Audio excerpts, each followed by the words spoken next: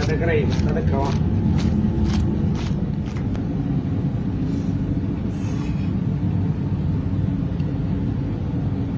Buongiorno, guardi, oggi faccio una bella pasta e basile, però come facciamo? Facciamo con spaghetti quadrati, piselli, seppia, scalogna, pancetta, petrusino, uogli e sale. Amucine, olio e scalogna.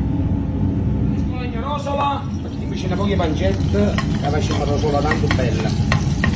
Mettiamo la pancetta, mettiamo il secce, prima il secce andiamo di bella rosolata, però ci mettiamo un pochettino d'acqua.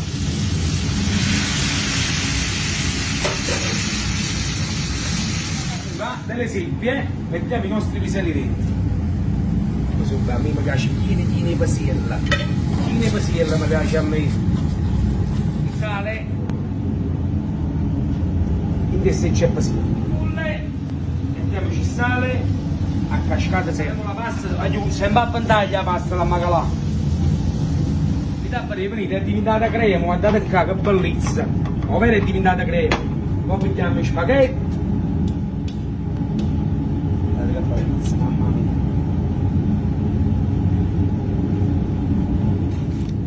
date crema, date qua. Allora come piace a me.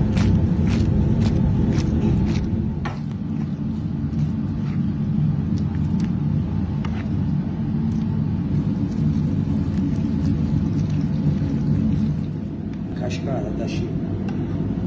Pochi produsini. Il momento più bello, guarda, l'assaggia. Mamma mia, pasta e basile con seppie, però ci mise pure una poca pancetta io. Guardate qua.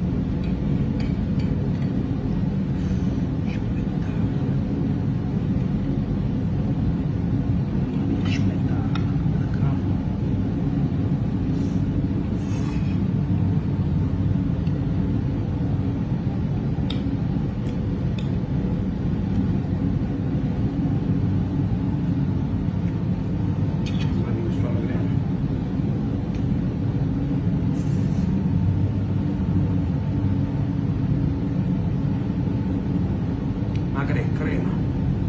Vai giù, siamo piatti che vado a fare. Ci vediamo alla prossima puntata.